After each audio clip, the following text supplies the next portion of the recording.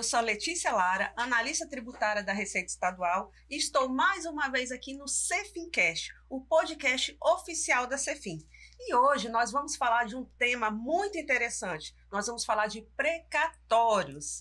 E para falar desse assunto, que muita gente tem curiosidade, quer entender melhor, nós trouxemos 3 especialistas da Cefin. Estão aqui comigo Douglas Tiegues, que é o gerente da dívida pública da Cefin. Seja muito bem-vindo, Douglas. Oi, Letícia, obrigado. É uma satisfação imensa estar aqui, poder participar do Cefincast e poder estar trazendo esse tema tão complexo para a sociedade de uma forma mais simples e poder trazer um ponto de vista do Estado, explicar para a sociedade como funcionam os precatórios e esclarecer as dúvidas, né, que de modo geral a população tem. Obrigada, Douglas. E temos também aqui o Daniel Piedade, que é o coordenador do Tesouro Estadual. Seja muito bem-vindo, Daniel. Muito obrigado, Letícia. É uma satisfação imensa e eu gostaria até de aproveitar e enaltecer essa iniciativa da Secretaria de Finanças, né, de trazer esses temas que, por vezes, só os servidores públicos abordam ou estudantes da área, temas ligados às finanças do Estado, como o precatório que nós vamos abordar hoje aqui. Realmente é louvável. Isso, essa é a nossa intenção, esclarecer, né? E o terceiro convidado, um convidado muito especial, muito conhecido no governo do Estado, né? Já de muitos anos, né? Secretário adjunto Franco Ono. Seja muito bem-vindo, secretário. Letícia, obrigado aí pelo convite. É um prazer estar aqui com todos vocês. Nós estamos acompanhados aqui de Daniel e Douglas, são especialistas no sistema de precatórios, né? E com certeza a gente vai esclarecer alguns pontos que são mais técnicos, mas traduzindo para a linguagem mais popular, para que todos possam compreender como que funciona aí o pagamento de precatórios. Muito obrigada, doutor Ono. E para a gente começar, a gente tem que começar pelo precatório, né, Daniel? Isso. O que são precatórios? Perfeito. Da onde eles surgem? Você pode explicar bem didaticamente para quem está em casa entender? Sim, vamos tentar. Claro, eu sei que você vai conseguir. Precatório é, ao mesmo tempo, um processo, né, uma forma de pagar e um documento. Então, assim, como a administração paga as suas dívidas em que pessoas físicas ou jurídicas, pessoas comuns ou empresas, têm contra o Estado. Então, ingressam com uma ação judicial contra o Estado, porque entendem que tem algum direito. O Poder Judiciário aprecia essa ação e diz o direito, olha, tem que pagar, por hipótese, R$50 mil de uma indenização por algum ato que o Estado tenha feito. Esse pagamento vai ser feito pelo rito do precatório, com um documento a ser expedido que se chama precatório. É a forma como o Estado paga, porque ele garante transparência, garante a previsão orçamentária.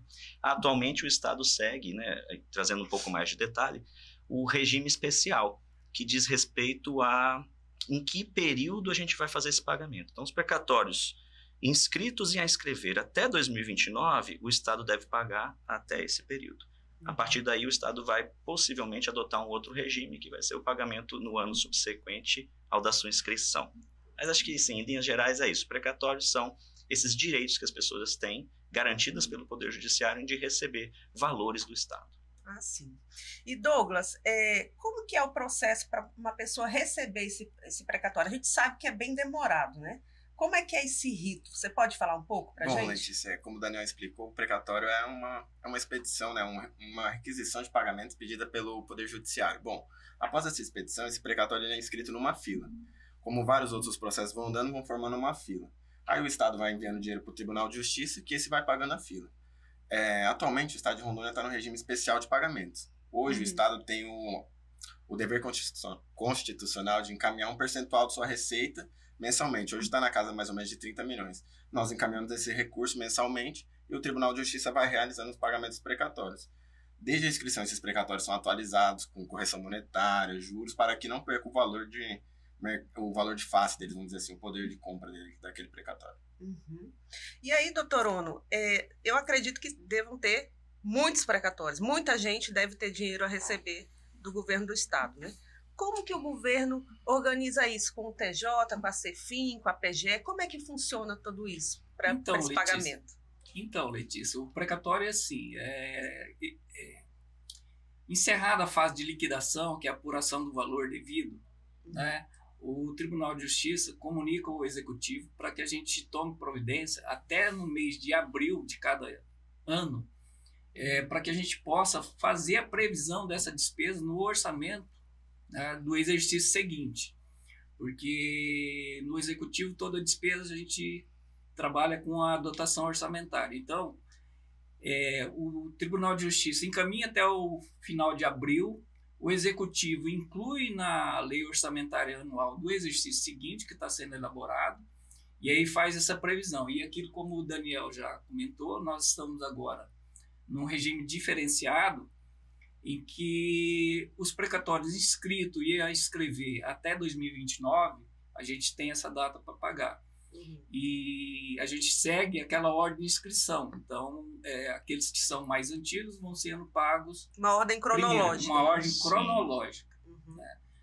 E, então, é esse o sistema que funciona para pagamentos precatórios. Então, são 3 órgãos envolvidos, né? Sim. O Tribunal de Justiça liquida, encaminha para o executivo faz a inscrição, a previsão na lei orçamentária anual. Quando chega o momento da fila de pagamento, o Tribunal de Justiça requisita o pagamento, ele faz a atualização dos cálculos, esse processo vai para a Procuradoria-Geral do Estado para revisar o cálculo, porque o Estado é o devedor, retorna para o Tribunal de Justiça e assim o Tribunal de Justiça encaminha para que a Secretaria de Finanças adote as providências orçamentárias para que a gente possa pagar esse valor.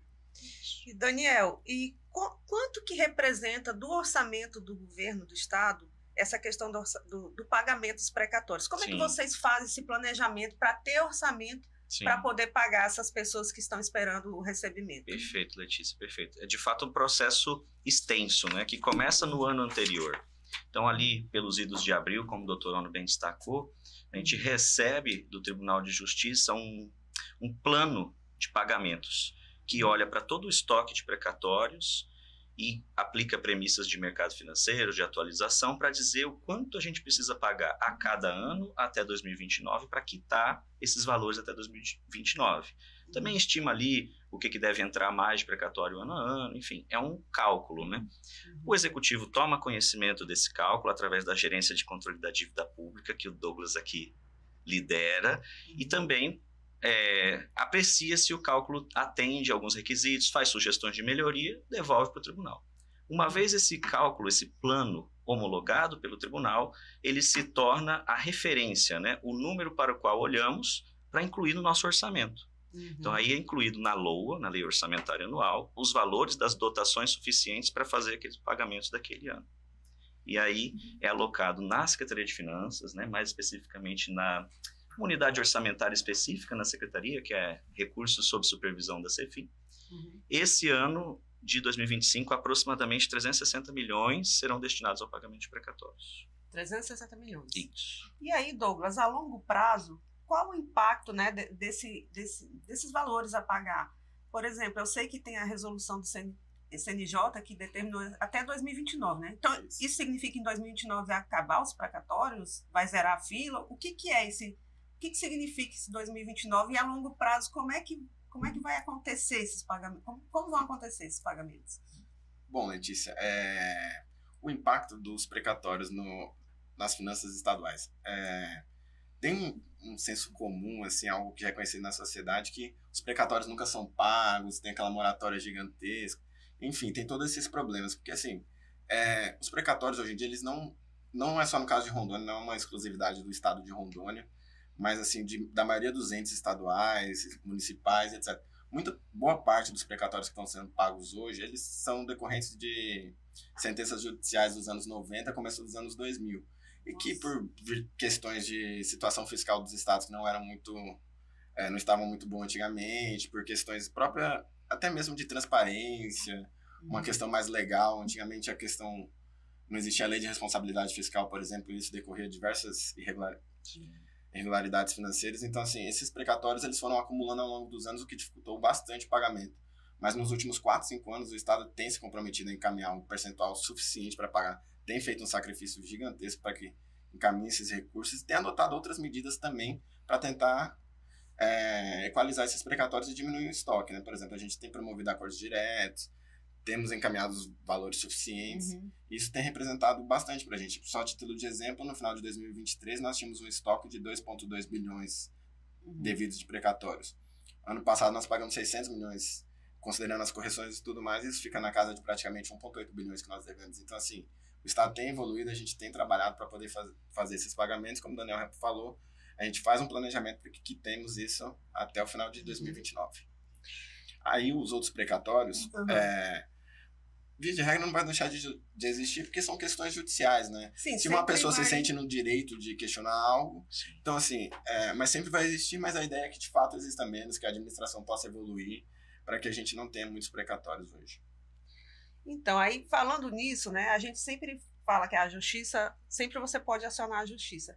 Nesse caso, como é que funciona se você tem um precatório para receber há 10 anos, há 20 anos? Ele pode acionar a justiça por demora, por atraso? Quais são os direitos do cidadão nesse caso? Ele pode fazer alguma coisa, doutor Ono? Sim, Letícia, ele pode acionar o judiciário através dos instrumentos que existem, né? E um deles, como o Douglas já colocou, são os acordos diretos. Porque, assim, como já pontuado aqui anteriormente, os precatórios, uma vez inscritos, eles são obrigatoriamente pagos dentro daquela ordem cronológica. A gente não pode cortar a fila. Então, os mais antigos são pagos primeiro. Só que no acordo direto é destinado um percentual para esses acordos. E nesse acordo, a própria emenda constitucional que autorizou isso, ela estabelece que é feito um deságio de 40%, e aí você pode participar dos editais de acordo direto e receber de forma antecipada. Então, esse é possível um instrumento. Enquanto prevalecer o regime especial, todos os entes públicos, eles têm até 2029 para pagar, né? Tanto os inscritos como a inscrever. Então, nesse período aí, há que se aguardar. Então, o único instrumento que tem para antecipar hoje, esse pagamento, né, é o acordo direto. E, Daniel, como é que está a fila do precatório no Estado hoje? Vai demorar muito? Quantos anos está demorando? Esses precatórios que estão sendo pagos hoje são de que ano, afinal? Sim. Letícia, nós estamos pagando atualmente os precatórios de 2013, inscritos, né, do ano de 2013. É difícil dizer para a pessoa que está esperando desde 2013 que o prazo está acabando, né? Mas, assim, até 2029, o Estado tem que quitar todos os seus precatórios. Então, assim, o horizonte máximo temporal que a pessoa precisaria esperar hoje seria até 2029. Podem existir pessoas que têm precatório de 2014, de 2015, que ainda vão esperar um bom tempo e que podem optar, né, pelo acordo direto, como uma forma de acelerar ali o prazo para o seu recebimento. Mas atualmente a gente tem um estoque de precatórios substantivo, né, 1,8 bi aproximadamente.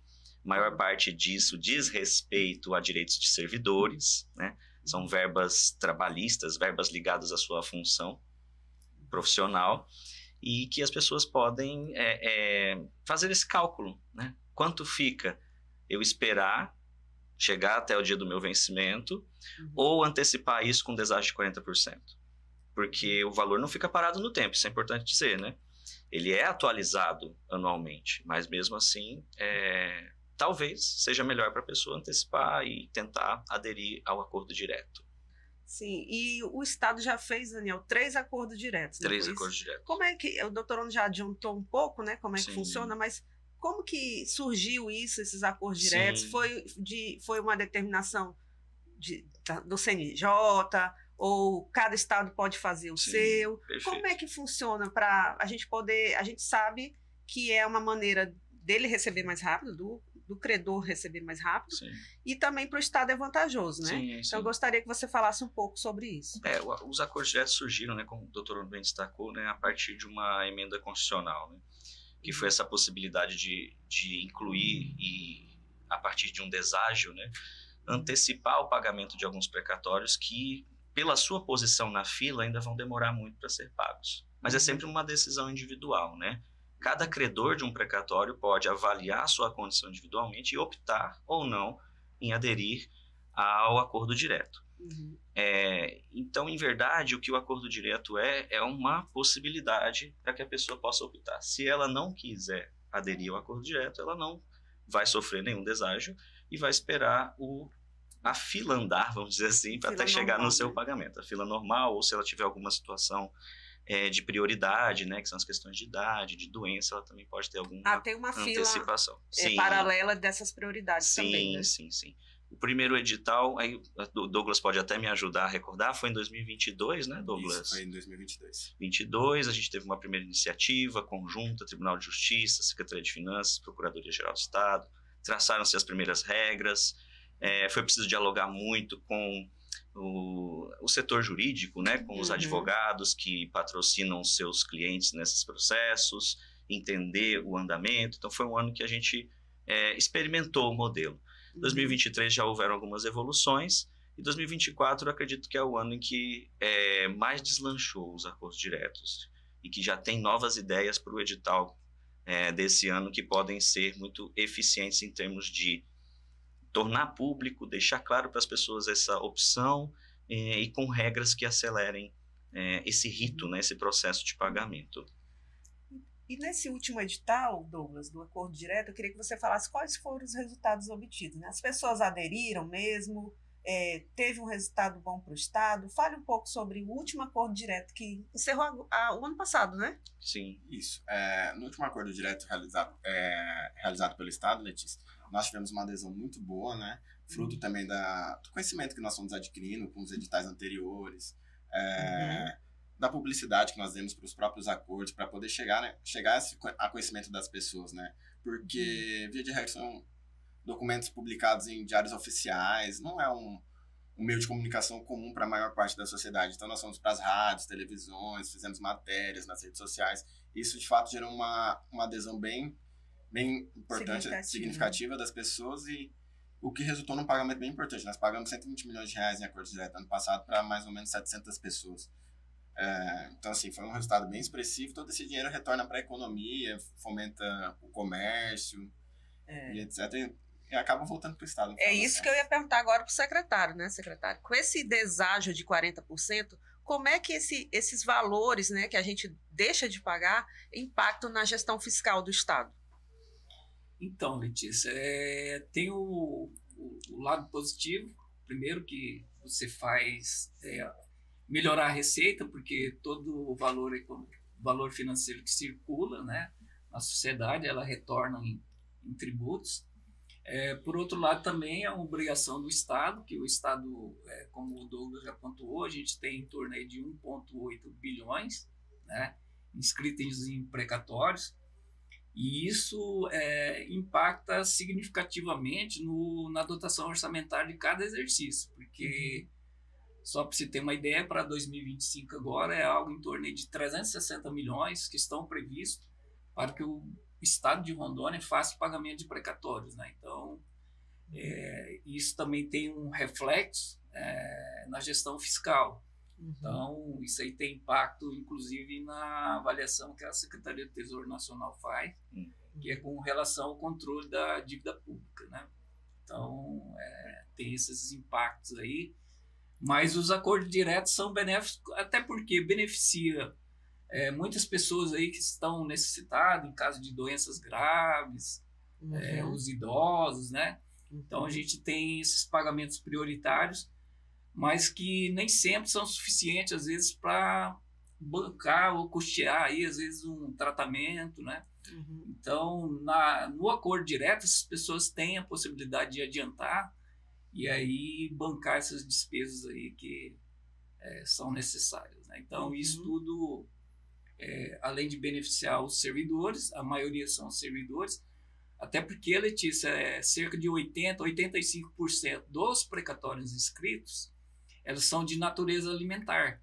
Então, são pessoas físicas que são os credores. Geralmente, são servidores públicos. Então, desse montante total aí de 1,8 bilhões, a gente tem muita dívida escrita, né, em precatórios que se referem a direitos trabalhistas. Então, Isso tudo, com certeza, retorna para ser gasto aqui na economia local e isso se reverte em receita. Então, a gente tem dois aspectos, né? A gente acaba possibilitando adiantar o pagamento, beneficiando o servidor. O Estado também, como prevê a emenda constitucional, há necessidade de dar um deságio de 40%. Isso reduz também o valor de desencaixe. E aí a gente pode ir saneando esse pagamento desse débito, né, que acumulou ao longo aí das últimas 3 décadas. E, Daniel, esses acordos diretos a gente não faz sozinho, não é só a Cefim que realiza, né? Sim. É a Cefim, o TJ e a PGE. Perfeito. Qual a importância dessa parceria para a realização desses acordos diretos? Muito importante, Letícia. De fato, a política pública do pagamento dos precatórios, ela é uma política pública dita transversal, né? Ela atravessa a administração de ponta a ponta. Então, ela passa pelo Poder Judiciário, dentro do Executivo, passa pela Secretaria de Finanças, que compete administrar as finanças do Estado, passa pela opinião do nosso órgão jurídico estadual, que é a Procuradoria. Então, esses 3 atores, eles atuam de forma conjunta na elaboração do edital de acordo direto, na previsão das suas regras e depois na operação disso, definindo os papéis claramente de cada um. O Judiciário compete principalmente administrar o processo judicial e o processo de pagamento. A PGE faz a verificação após a liquidação, como o doutor Ono destacou, né, dos valores, dos cálculos. A Secretaria de Finanças também apoia e participa nesse processo de cálculos. A Secretaria de Finanças e a Procuradoria também atuam fortemente na questão da inscrição. Então, por exemplo, Douglas até pode depois acrescentar, né? Nós pensamos em modelos de formulários para tornar mais fácil para o cidadão. Sim, nós vamos falar das melhorias. Entrar no processo de edital, que às vezes é um processo muito fechado, muito hermético, você não consegue saber como entrar. A gente elaborou uma série de ferramentas para facilitar isso para o cidadão. Então, assim, a atuação é conjunta, é uma política pública compartilhada e, sem sombra de dúvidas, os seus êxitos são compartilhados também. Inclusive, Letícia, é bom a gente ressaltar aqui que realmente foi importantíssimo para o êxito dos 2 últimos editais, que a gente saiu com um patamar bastante elevado de liquidação e de adesão. Essa integração entre Tribunal de Justiça, o Poder Executivo, o Executivo representado pela Secretaria de Finanças e a Procuradoria do Estado, né? Procuradoria-Geral do Estado. Essa integração aí permitiu que a gente avançasse de forma significativa aí na adesão, né? Então, tivemos uma adesão muito alta, com um ganho muito significativo aí, reduzindo os valores em razão do deságio e também fazendo circular aí esse valor financeiro que foi pago dentro da economia local, que no final ela acaba revertendo em receita. E, doutor Ono, tem previsão de um novo acordo direto para esse ano? As pessoas podem esperar que vai sair um novo? Sim, ou não? Com certeza, vai sair, e aí eu deixo aí para o Douglas dar os detalhes aí. Já tem dados? Bom, nós temos um edital em aberto, né, Letícia, que foi publicado no final do ano passado, né? Nós estamos elaborando, nesse edital que nós publicamos no ano passado, nós já implementamos uma novidade, que são os pagamentos em bloco, né, que visa dar maior celeridade para os pagamentos dos acordos diretos, que é o que a pessoa quer, né? Quando ela vai fazer um acordo direto, ela quer receber o quanto antes. Então, a gente já implementou isso para que pudesse dar maior celeridade nos pagamentos. Estamos na elaboração, tiveram mais ou menos 700 requerimentos e foram divididos em 7 blocos. Estamos ainda no primeiro... Está na fase de pagamento. Está na fase de pagamento ainda, mas a gente espera até junho, julho finalizar esse acordo e já lançar um novo. A ideia nossa é que nós possamos fazer a publicação de 2 editais por ano, mais ou menos. Que legal. Isso vai acelerar bem, né, esses pagamentos, né? Sim.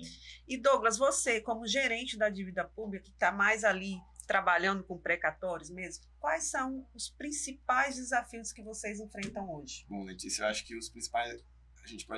Posso citar 2 desafios assim, que são realmente os maiores. O primeiro é, de fato, garantir os recursos, que é um volume grande para o Estado. Assim, a gente precisa garantir receita, convencimento e garantir uma sustentabilidade para esses repasses, né? Porque E é o que a gente tem feito e tem melhorado bastante, como o Daniel falou, com o plano de pagamentos que a gente elabora de precatórios, a gente consegue ter uma visão ampla de quanto a gente vai ter que passar até 2029. Isso nos permite nos planejar, pensar em alternativas, caso a gente tenha alguma crise fiscal, por exemplo, tivemos a pandemia e mesmo assim continuamos encaminhando, etc. Essas questões que podem impactar a gestão fiscal do Estado, mas nós temos garantido. Esse é um ponto importante, é um desafio constante nosso. Eu acho que outro desafio maior também seria a parte de tentar automatizar, trazer mais tecnologia para essa área de precatórios. Hoje é uma questão deficiente, até porque são processos judiciais, eles não são estruturados, cada um segue uma forma, um juiz dá uma determinação, cada qual tem sua especificidade. Uhum. Então, assim, isso dificulta bastante, mas a nossa ideia é aumentar ainda mais a integração PGS, CEFIM, Tribunal de Justiça, por meio de sistemas automatizados, até para elaboração de cálculo, acordos diretos, etc. Acho que isso é um ponto relevante para a gente e gestão nossa, né? Isso. Evoluímos bastante, mas tem muito a evoluir ainda. Mas já estamos no caminho, né? Sim, sem dúvida. E, Daniel, para quem está em casa, lembra assim, gente, eu tenho um precatório, mas não sei nem como é que tá. Tem um lugar que ele pode acessar isso, ou é Sim. só com um advogado? Como é que ele faz para saber, Sim. tipo, qual lugar que eu tô da fila? Sim. Quando será que eu vou receber? Tem algum lugar? Sim. Em vários sites é possível consultar, né? Uhum. Um deles seria o próprio site do Tribunal de Justiça. Uhum. Eu vou pedir para a gente compartilhar isso de alguma forma aqui nas mídias, né? O site e o link certinho, Tá. onde ele pode consultar a partir do seu nome, o número de processo, qual é a sua posição na fila de precatórios. Mas um ponto muito interessante que vai surgir na nossa conversa aqui, muito provavelmente na parte das inovações, é que o atendimento com a CEFIM para obter informações sobre precatórios também está na agência virtual. Então é possível acessar a agência virtual da CEFIM, lá no Google, colocando agência virtual CEFIM, você já localiza e entrar em contato, seja via o saque, seja via o chat de atendimento, ou abrindo aquela chamada em que uma pessoa vai entrar em contato com você para esclarecer todas as suas dúvidas sobre os precatórios, inclusive sobre o seu próprio precatório. Então, até na agência virtual já está disponível, já né? está disponível. Que legal. E, Douglas, você, mais uma vez, você é a estrela aqui hoje, né? Como o governo tem buscado dar mais transparência, né? Uma novidade é essa, né? Tá até na agência virtual, você poder consultar, mas o que vocês têm feito para melhorar esse processo, para ser mais transparente? Algo mais que você possa acrescentar? Eu sei que você já falou muita coisa. Bom, Letícia, na CEFIM a gente tem promovido diversas ações para tentar dar maior transparência e publicidade. Por exemplo, a gente publica trimestralmente o boletim da COTS, que traz informações relativas aos pagamentos, inscrições, estoques de precatórios. Anualmente, lá no setor da dívida pública, a gente elabora o relatório anual da dívida pública. Nesse relatório, a gente traz uma seção específica que trata só de precatórios. A gente faz um comparativo com os demais estados. Apresentamos o plano de pagamento de precatórios, quantos foram pagos, como que é o nosso estoque. Então, assim, a gente explica o que é precatório, todo um histórico do estado de Rondônia em relação a precatórios nós trazemos lá. Além disso, que nem o Daniel bem citou, tem a questão da agência virtual que a gente implementou recentemente, que tem nos ajudado bastante. As pessoas têm entrado em contato. Na agência virtual a gente está disponibilizando serviço para a pessoa consultar o pagamento dela. Também tem a questão do informe de rendimentos, por exemplo, se a pessoa recebeu um precatório no ano passado, esse ano ela tem que declarar lá no imposto de renda. Na CEFIM a gente que emite esse documento para ela poder declarar. Então, ela pode consultar por meio da agência virtual também esse documento. E também temos um serviço específico para os acordos diretos. Lá a gente publica todas essas informações. O edital, um fluxograma, um passo a passo, é tudo bem detalhado lá. Nós tem muito a evoluir, mas eu acredito que a gente tem evoluído bastante já nesse sentido de publicidade e transparência para a população. E se a gente conseguir fazer 2 editais por ano, vai Sim. ser uma grande evolução, né? Sem dúvida. Uma grande evolução. Sem dúvida. Bom, gente, eu acho que chegamos ao fim aqui do podcast, né? Acho que a gente foi bem esclarecedor. Eu quero agradecer a presença de vocês 3 aqui, que estiveram com a gente, se dispuseram a vir aqui esclarecer esse tema que às vezes é bem complicado para algumas pessoas, né? Então, para a gente começar a se despedir, né, do podcast, eu peço, Douglas, que você fale uma mensagem final para as pessoas que estão esperando seu precatório, por favor. Bom, embora seja um tema complexo, complicado, nós estamos à disposição da CEFIM, principalmente pela agência virtual, para poder esclarecer as dúvidas da população, né? Então, assim, a gente convida a população principalmente a quem tem precatório, conhecer um pouco mais sobre precatórios, ir no nosso site, consultar, tirar dúvidas e avaliar, né? A pessoa, às vezes, tem um precatório, ela prefere esperar, às vezes ela prefere entrar no acordo direto. Ela pode estar entrando em contato com a gente, que dentro da nossa competência nós vamos estar tirando as dúvidas dela. Acho que é isso. De convidar a população, principalmente quem tem, vir atrás, tirar as dúvidas e conhecer de fato como funciona. A gente percebe que tem um desconhecimento muito grande a respeito. Obrigada, Douglas, por esses excelentes esclarecimentos, né? E também, Daniel, te agradecer por você estar aqui hoje, nosso coordenador do Tesouro. Muito obrigado por você ter vindo. Obrigado, Letícia. Então, assim, em termos assim de que eu acrescentaria, essa mensagem do Douglas realmente é muito importante, sabe? Tema precatórios, por vezes, ainda circula muita desinformação nas redes sociais, grupos de WhatsApp. Então, cidadão procure, né, que possa procurar as informações nas fontes oficiais do Estado. Acho que seria isso, né? Procurar a agência virtual, procurar a Secretaria de Finanças, Tribunal de Justiça, site da Procuradoria-Geral do Estado, e procurar saber se realmente essa opção é interessante, fazer sua própria avaliação e ver aquilo que melhor atende às suas necessidades. E saber que o Estado de Rondônia, por meio da Secretaria de Finanças, tem envidado esforços, né? Tem se esforçado para fazer com que essa fila seja a menor possível. Né? E a gente sabe que quem entrou com uma ação judicial entrou por conta de um conflito. E a gente quer, o quanto antes, finalizar essa situação e conseguir garantir que o direito que foi assegurado pelo Poder Judiciário seja honrado pelo Estado. Obrigada, Daniel. E, doutor Ono, o senhor como representante do Estado aqui, né, qual a mensagem que você deixa para as pessoas, até também para os contadores e advogados que lidam com a gente lá, né, nos precatórios, nessa área de precatórios? Deixa uma mensagem final para quem está assistindo nosso podcast. Então, Letícia, como dito já pelo Daniel, pelo Douglas, existe uma mistificação em relação ao pagamento de precatórios, né? Que aqui no Estado existiam 2 grandes precatórios que, por algumas décadas, ela trancou a fila, né? Até porque a gente precisa, é obrigatório a gente pagar na ordem cronológica.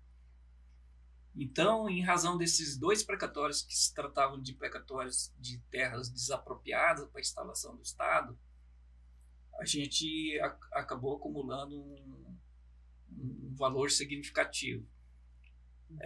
Felizmente, a gente conseguiu destravar, pagar esses 2 precatórios milionários que existiam, e agora a gente está tendo uma regularidade.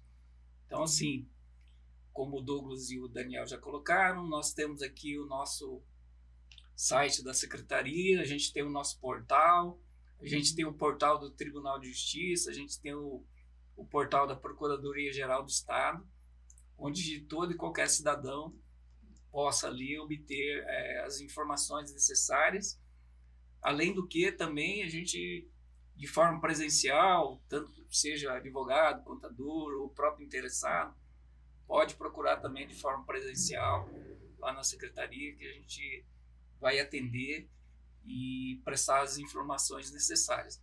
Só para finalizar, Letícia, em 2024 a gente fez um trabalho excepcional com o Tribunal de Justiça, com a Procuradoria e com a equipe do Douglas, e dentre os precatórios, né, seguindo a ordem cronológica e os acordos diretos, foram pagos em torno de 600 milhões de reais de precatórios. Então, assim, a gente está cumprindo religiosamente com o depósito mensal e a gente tem evoluído bastante aí na liquidação e pagamento desses precatórios. É isso. Bom saber, né? Muito bom saber. Muito obrigada, doutor Ono. Obrigada, Daniel. Obrigada, Douglas. E obrigada a você que estava com a gente até agora. Espero que a gente tenha conseguido esclarecer suas dúvidas e convido você a seguir a gente nas redes sociais, no Instagram Cefim_RO, no nosso Facebook e também assistir esses episódios. São vários episódios que a gente vai gravar no decorrer do ano. Nós estamos no Spotify e também no YouTube. Até o próximo Cefincast. Tchau, tchau. Obrigado. Tchau.